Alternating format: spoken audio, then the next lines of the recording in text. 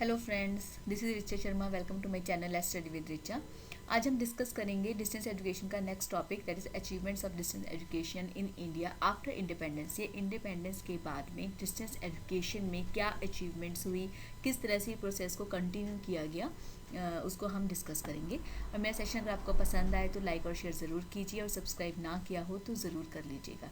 देखिए, मेरे सेशन से अगर आपको थोड़ी भी हेल्प मिलती हो तो प्लीज़ प्लीज़ प्लीज़ लाइक ज़रूर किया कीजिए। In India, the University of Delhi first established the School of Correspondence Courses in 1962 as a pilot project. Firstly आप इन अचीवमेंट्स को एक कंटेंट की तरह मत पढ़िए, एक स्टोरी की तरह पढ़िए। ठीक है, इंडिपेंडेंस के बाद में 1962 में इंडिया में university of Delhi firstly establish की गई थी फॉर कॉरेस्पॉन्डेंस कोर्सेज। उसके बाद पंजाबी यूनिवर्सिटी पटियाला ने कॉरेस्पॉन्डेंस कोर्सेज के लिए 1968 में स्टार्ट किया था। पहले 1962 में यूनिवर्सिटी ऑफ दिल्ली ने कॉरेस्पॉन्डेंस कोर्सेज स्टार्ट किए।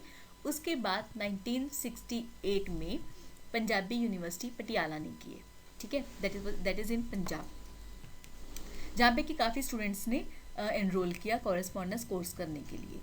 The establishment of the open university in the UK in 1969 encourages Indian policy makers to intensify corresponding education through an open university system in the country to provide accessibility of quality education to those who could not continue their education due to one reason to another।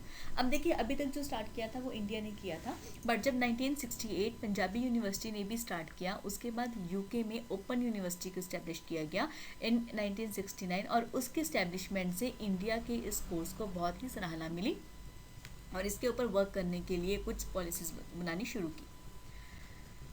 उसके बाद government of India constituted an 8-member working group on the proposed open university in 1974। देखिए, पहले 1962 में बना, फिर 1968 में Punjabi university Patiala ने किया, 1969 में यूके में किया। ठीक है, अब 1974 में एक गवर्नमेंट ऑफ इंडिया ने 8 मेंबर्स का एक ग्रुप बनाया जो कि ओपन यूनिवर्सिटी पे वर्क करने लगा। During the same time, various other universities also established directorates of correspondence courses at their respective institutions। मतलब जो दूसरे यूनिवर्सिटीज़ थी, उन्होंने क्या किया कि अपने रिस्पेक्टिव इंस्टीट्यूशंस में कॉरेस्पॉन्डेंस कोर्सेज के लिए सोचना शुरू किया, इस्टेब्लिश करने के लिए प्लानिंग करनी शुरू कर दी। ठीक है, फर्स्टली हुआ था जो इंडिया में बनाया गया था यूनिवर्सिटी ऑफ दिल्ली में, उसके बाद में Punjabi university Patiala, then in 1969 में जो यूके में बनाया गया। उसके बाद जब सराहना मिली तो 1974 में गवर्नमेंट ऑफ इंडिया ने एक 8 मेंबर्स की वर्किंग ग्रुप बनाया जो कि ओपन यूनिवर्सिटीज़ पे प्लान करने लगा, उसको किस तरह से पॉलिसी में बनाना चाहिए या किस तरह से उस पर एक्ट करना चाहिए, उस पर वर्क स्टार्ट हुआ। आई होप मेरे सेशन में आपको वैसे ही स्टोरी प्रॉपर स्टोरी की तरह से याद हो जाएगा, तो लाइक ज़रूर कीजिएगा। ड्यूरिंग द सेम टाइम अब जो दूसरी यूनिवर्सिटीज़ थी उन्होंने भी उसके ऊपर वर्क करना स्टार्ट कर दिया कि किस तरह से वो कॉरेस्पॉन्डेंस कोर्सेज को अपनी यूनिवर्सिटीज़ में इस्टेब्लिश कर सकते हैं, किस तरह से उनको आगे चला सकते हैं। Andhra Pradesh southern state establish the first open university in India as Andhra Pradesh open university. तो इस तरह से जो आंध्र प्रदेश था, वो जो साउथर्न स्टेट था, वो फर्स्ट ऐसी स्टेट बनी जिसने कि first open university in India बनाई थी, that is named as Andhra Pradesh open university in 1982। ठीक है, 1974 में गवर्नमेंट ऑफ इंडिया ने 8 मेंबर्स की कमेटी बनाई थी, 1982 में आंध्र प्रदेश ने ओपन यूनिवर्सिटी एक कॉरेस्पॉन्डेंस कोर्सेज के लिए बना दी। During the same year, the International Council of Correspondence Education was renamed as International Council of Distance Education। अब जो correspondence education की इंटरनेशनल काउंसिल बनी हुई थी, उसी को 1982 में उसका नाम चेंज करके international council of distance education बना दिया गया, ICDE, recognizing distance education as a non-conventional education system across the world. Later, Andhra Pradesh University was renamed as Dr. B.R. Ambedkar Open University. Next is, to meet the continuous increase in demand of the correspondence courses, Government of India made a policy settlement for establishment of the open university in the country। अब लोगों ने क्या किया कि जब उनको लग रहा था कि उनके पास इतने पैसे नहीं है कि वो रेगुलर कॉलेजेस में जा सकें या वहाँ पे जाकर पीजी में रह सकें जहाँ पर कि वो कॉलेजेस हैं, तो ऐसे में क्या किया गवर्नमेंट ऑफ इंडिया ने पॉलिसी बनानी शुरू करी ताकि हर कोई ऐसे ही ओपन कोर्सेज को इस्टेब्लिश ना करे। इससे लोगों के टाइम भी वेस्ट होगा अगर वहाँ पे उनको वैल्यू एजुकेशन नहीं मिलेगी डिस्टेंस एजुकेशन में, तो इससे लोग बच्चों का भी लॉस होगा, टाइम वेस्टेज होगी, मनी वेस्टेज होगी। तो इसलिए उन्होंने कुछ पॉलिसीज़ बनाई जिसके थ्रू कि हर यूनिवर्सिटी, जो भी यूनिवर्सिटी ओपन कोर्सेज करना चाहती है, उनको कुछ नॉर्म्स और रूल्स को फॉलो करना ज़रूरी होगा। ठीक है, मेन इसका मोटिव क्या था कि जो बच्चे स्टडी रेगुलर कॉलेजेस में नहीं कर सकते हैं, रेगुलर यूनिवर्सिटीज़ में नहीं कर सकते हैं, तो ऐसा ना हो कि वो शिक्षा का अभाव हो उनके लिए। ठीक है, इसलिए उनको प्रॉपर एजुकेशन प्रोवाइड करने के लिए एक डिस्टेंस कोर्स बनाया गया ताकि वो अपनी कंफर्टेबिलिटी के अकॉर्डिंग अपना स्टडी को कंटिन्यू कर सके। अगर उनको कुछ काम करना पड़ रहा है, कुछ प्रोफेशन करना पड़ रहा है, तो प्रोफेशन के साथ साथ वो अपना डिग्री को भी कंटिन्यू करें। ये इसका मेन मोटिव था।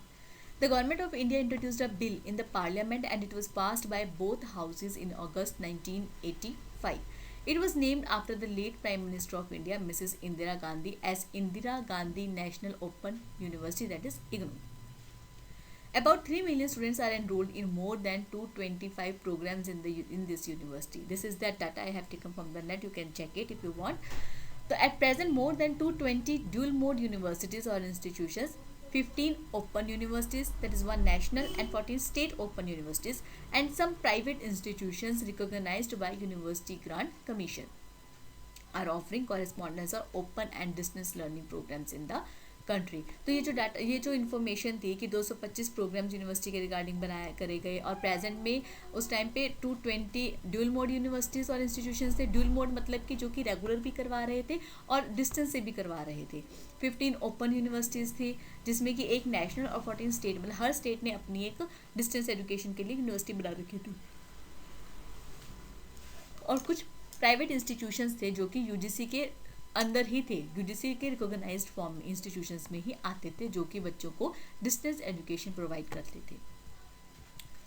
Next is till 212, IGNOU was playing a dual role as an apex body in the country through Distance Education Council. It was established in 1991 under 5(2) of IGNOU Act passes by the India Parliament. DEC was responsible for promotion, coordination and maintenance of standards of audio system in the country की किस तरह से उसको उसमें जो भी PDF notes provide करने हैं, क्यूरिकुलम डिसाइड करना है, बच्चों की प्रॉब्लम्स को ध्यान में रखना है, किसी को अगर कुछ प्रॉब्लम आ रही है उनके साथ कोऑपरेशन करना है, तो इन सब चीज़ों के लिए रिस्पॉन्सिबल था DEC, that is distance education council. तो the council also extended funding support to ODI institutions for the development of the infrastructure, course material and learner support system and use of ICT in various institutional activities की जो material उनको चाहिए, चाहे वो technology से regarding था या PDF notes के रिगार्डिंग था, तो वो सब उनको प्रोवाइड करवाना, ये सब DEC ही देख रहा था। Next, course design, development and delivery model. अब कोर्स डिज़ाइन क्या था? In IGNOU the courses were prioritized as per the need. Faculty conducts need based survey for a particular course की कोई भी एक कोर्स को लिया जाता था, एक टीम बनाई जाती थी, उसमें से लोगों को ड्यूटी असाइन की जाती थी कि वो एक पर्टिकुलर कोर्स के अंदर बच्चों की क्या डिमांड है, क्या उनकी नीड है, और नीड और डिमांड दोनों को, जो सोसाइटी की नीड थी, जैसे कि जो टेक्नोलॉजी के रिगार्डिंग डिग्री थी, उसमें टेक्नोलॉजी जो फील्ड है उनकी क्या डिमांड है और उसको किस तरह से फुलफिल करने के लिए उनका सिलेबस इन अ क्यूरिकुलम बनाया जा सकता है। ठीक है, before obtaining approval from various statute approvals in the university. The needs of the prospective students, employment avenues and the like have also been important considerations for designing the courses. Faculty coordinator, writer, editor approach to course design and development evolved and has become the mainstream course development approach in the university. With the change in the time, much more flexibility, openness and learner-centeredness were introduced in the university, which eventually reflected in the course design process too. अब इसमें क्या था कि coordinator, writer, editor approach follow किया गया कि हर किसी को अपना काम दिया जाता था और वो अपना काम फॉलो करके उसको कंप्लीट करके एक डिज़ाइन तैयार करते। ODL characteristics are relaxation of entry qualifications, increasing duration for completion of the program, Addition of audio, video, teleconferencing, radio counseling and application of ICT all had implications for course design process in the university. इसका क्या मतलब है कि जो भी qualification entry के time पे चाहिए उन सबको चेक करना और रिलैक्सेशन देना कि अगर किसी के पास एक डॉक्यूमेंट नहीं है तो उसके बिहाफ पे वो क्या यूज़ कर सकती हैं. ठीक है. तो increasing duration for completion of the program कि किस तरह से वो अपने प्रोग्राम को अगर उनका कोई भी जैसे 4 सेमेस्टर का है, एक सेमेस्टर मिस हो जाता है तो वो उसको कैसे कंप्लीट कर सकते हैं, उसकी ड्यूरेशन को कैसे बढ़ा सकते हैं और उनको audio, video, teleconferencing, radio counselling ये सब फैसिलिटीज़ प्रोवाइड करवाना. A program can be initiated by any faculty, teacher or academic called the program coordinator, irrespective of one's designation or status. कि अगर कोई एक अवेलेबल नहीं है तो वो अपनी रिस्पॉन्सिबिलिटी किसी और को 1-2 दिन के लिए दे सकता है. तो इस तरह से वो कॉपरेशन से इस सिस्टम को कंप्लीट करते हैं. Next stages in course design. One has to follow a few stages in the process of course design and development to finally reach the stages of printing and production of material. The program coordinators have been concerned since with establishing academic credibility of the programs, optimum utilization of limited resources for program development and implementation कि जो उनके पास resources है उन्हीं को utilize करना है और उसको complete करना है, availability of experts in the area and credibility or valuing of degrees and diplomas by other academic institutions and the prospective employers कि उनको जो भी डिग्री की वैल्यू है या डिप्लोमा है किसी ने भी academic institutions या prospective employers के थ्रू पहुँचाना. The process of development of an academic program. अब ये एक प्रोसेस है जो कि आप अच्छे से समझ सकते हो कि कोर्स फॉर्मुलेशन, कोर्स डिज़ाइनिंग, पहले हम फॉर्मुलेट करते हो ना कि नीड असेसमेंट कि किस चीज़ की ज़रूरत है, डिफाइनिंग टारगेट ग्रुप कि जो आप बना रहे हो, करिकुलम बना रहे हो उसके लिए टारगेट ग्रुप कौन सा होगा. ठीक है. कोर्स आइडेंटिफिकेशन, आप उस कोर्स को क्या नाम दोगे या कोर्स जो आपने डाटा कलेक्ट किया है वो किस डिग्री के अंदर जाता है उसको आप प्रॉपर क्या कोर्स का नाम दोगे. ठीक है. जैसे कि एक BCA है, बैचलर इन कंप्यूटर एप्लीकेशन, और एक PGDCA है, post graduate diploma in computer application. दोनों में क्या डिफरेंसेस है और दोनों के सिलेबस में आप क्या चेंज करते हो. मैंने एक एग्जांपल इसीलिए ली है कि आप अच्छे से समझ पाओ. एक होता है BCA that is bachelor in computer application, एक प्रॉपर डिग्री का नाम है. एक है PGDCA that is post graduate diploma in computer applications. Both are in computer application but one is degree and one is diploma. Both have different values and both have similarity in the curriculum, but what will be the difference between both of the curriculums, right? That they have to decide. Next is course designing. Identify media components, integrating media components, finalizing unit wise course or outline कि आप किस तरह से design करते हो course का. जो आपने क्यूरिकुलम फॉर्मुलेट कर लिया है उसको आप डिज़ाइन कैसे करोगे, फिर उसके बाद उसको आप प्रिंट मटेरियल करोगे कि यूनिट राइटिंग है, content editing, format editing, language editing, finalizing manuscript, ये सब कुछ प्रिंट मटेरियल में आ जाता है. आप उसको डेवलप करते हो और साथ ही उसको ऑडियो वीडियो में प्रोड्यूस करते हो. That is preparing academic notes, developing academic script, developing production script, program production, post production activities. ठीक है. उसके बाद आ जाता है प्रीव्यू. आप उस सबको चेक करते हो कि फॉर्मुलेशन, डिज़ाइनिंग मैच कर रही हैं, audio video production, print material, course designing से मैच कर रहे हैं. तो सबका प्रीव्यू करने के बाद आप टेस्टिंग करते हो और टेस्टिंग करने के बाद आप फील्ड टेस्टिंग करते हो और फिर देखते हो कि वो हमारे कोर्स फॉर्मुलेशन और सबसे मैच कर रहा है. कहीं पर भी अगर लगता है कि कोई चीज़ लिंक नहीं हो रही है तो उसी को दोबारा से प्रोसेस स्टार्ट किया जाता है. आई होप ये आपको प्रोसेस समझ में आ गया होगा कि किस तरह से development of an academic program का प्रोसेस चलता है. Now we will discuss suggestions and recommendations.